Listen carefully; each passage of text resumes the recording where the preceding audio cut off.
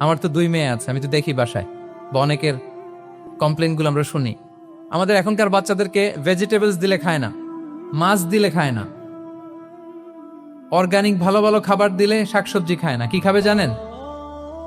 Sausage খায়, sausage, hot dog খায়। হ্যাঁ, ওই যে আপনি অর্ডার দিয়ে বার্গার এনে দিবেন, পিৎজা এনে দিবেন, ওইটা খাবে।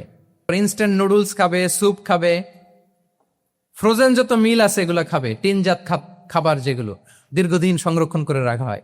তো বলেন, আজ থেকে 30 বছর আগে আমাদের বড়রা কিংবা আমাদের শিশুরা, আমরা কেউ কি এই খাবার খেয়েছি? বলেন তো, আওয়াজ করেন, খেয়েছি কেউ? Entire system. কেন আমরা ইসলামিক লাইফস্টাইল নিয়ে কথা বলছি এখন? কারণ আমাদের পুরো সিস্টেমটাই, আমাদের পুরো ফিতরাতটাই ওরা চেঞ্জ করে দিয়েছে। তারপর ডিভাইস ছাড়া বাচ্চারা খেতে চায় না, কার্টুন দেখে দেখে খাওয়াতে হয় ওদের। কি বলেন?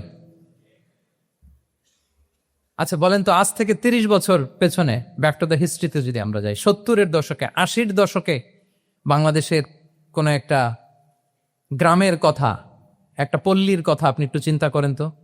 রাত 8টার দিকে, 9টার দিকে আপনি ওই গ্রামের কাউকে খুঁজে পাবেন? 70-এর দশকে, 80-র দশকে একটা গ্রামের, একটা গ্রামীণ একটা পরিবেশের কথা যদি চিন্তা করেন, রাত 8টায় সবার কি অবস্থা বলেন তো? আপনি তো ঘুম খুঁজে পান না, আপনার তো ইনসমনিয়া।